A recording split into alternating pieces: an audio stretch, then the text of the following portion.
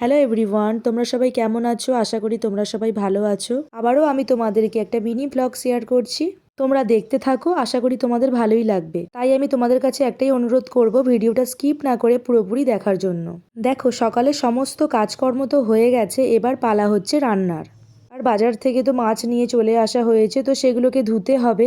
তাই দেখো, আমি কলতলাতে চলে এসেছিলাম মাছগুলোকে ধোবো বলে। আর মাছগুলো কিন্তু আমি একেবারেই ভালো করে ধুয়ে নিয়েছি। আর আজকে বেশ অনেক কিছুই রান্না হবে, তার জন্য দিদি বসে পড়েছে সবজিগুলোকে কাটতে। আর আমার এই আজকের ভিডিওটা তোমাদের কেমন লাগলো অবশ্যই অবশ্যই কমেন্ট করে আমাকে জানিও। তোমরা কোথা থেকে আমার ভিডিওটা দেখছো সেটা অবশ্যই তোমরা কমেন্ট করে জানিও। তাহলে আমি বুঝতে পারবো যে কত দূর আমার ভিডিওটা পৌঁছেছে, আর সেটা শুনে আমার খুবই ভালো লাগবে। দেখো, মাছগুলো তো ভালো করে আমি ধুয়ে নিয়েছি, আর এখন মাখিয়ে নিচ্ছি নুন আর হলুদ। এবার মাছগুলো ভাজার অপেক্ষায়। এই মাছটা কিন্তু আমি ওলকপি আলু দিয়ে ঝোল করব। আর এই যে পেঁয়াজকলি আলু, এটাকেও ভাজবো আমি।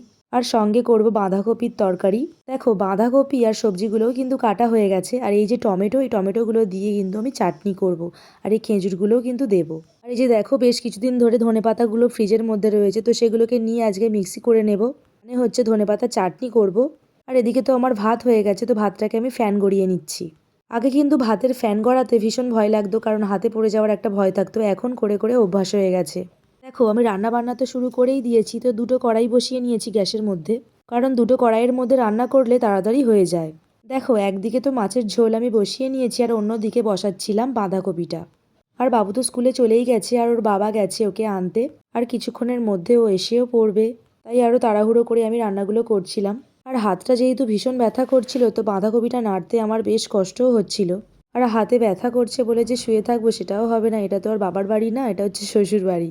তো যাই হোক, বকবক করতে করতে আমার ওদিকে মাছের ঝোল তো হয়ে গেছে, আর এই টমেটোগুলোকে আমি ছুরি দিয়ে কেটে নিচ্ছিলাম চাটনি বানাবো বলে।